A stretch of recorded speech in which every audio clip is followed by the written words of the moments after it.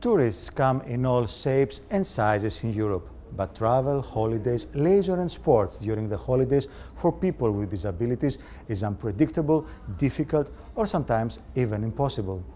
Tourism for all, including destination, accommodation and information accessibility for people with disabilities within the EU's new tourism strategy, was the subject of an EPP group hearing here in Brussels. Tourism is the EU's third largest socio-economic activity, accounting for 10% of GDP and 12% of total employment figures.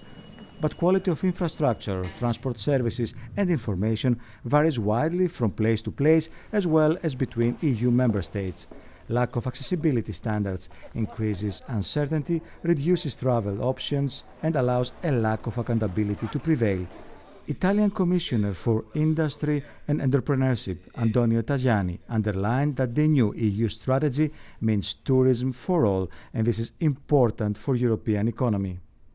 The European Commission will present a quality label before the end of this year. This is the guarantee for all citizens. I underline, the problem is freedom. Freedom for all. I think tourism is an important right for all European people, but also with these new rules it's possible to attract a lot of tourists coming from Russia, from China, from South America, from USA. And tourism is a very important sector, the only sector going up during this crisis. The total potential market in Europe is estimated at 89 billion euros. 80 million people with disabilities live in the European Union. And if we add friends and families, that makes more than 133 million potential tourists if all countries improved accessibility for all to the tourism market. The Italian EPP group member Carlo Fidanza underlined, we can open this new path not just as a social issue. We are not speaking about social tourism itself. We are speaking also about an important opportunity in terms of economic growth, because we have a great potential of these tens of millions of disabled or PRM in Europe, which we have to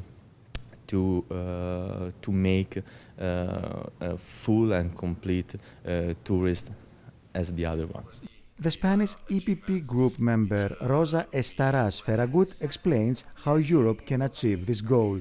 En primer lugar, First, we have to unify the quality standards. The Commission on Tourism and Transport is working on it, and also to unify the standards of accessibility. When someone plans to travel, they can check the accessibility options. It is very important to have standard information on this issue, because now each country has individual standards and there is a risk that this information is not complete. Second is awareness. It is very important that the local infrastructure is barrier-free. We have to work on that because this improves our competition. que la información sea una información que no sea completa. EPP group member Adam Kosa from Hungary, the only deaf MEP in the European Parliament and author of a report on mobility and inclusion of people with disabilities, calls on the European Commission to take his report into account for the European Accessibility Act, which will set EU standards for products, services and public buildings, and will underline aging-related issues and the potential market for people with disabilities.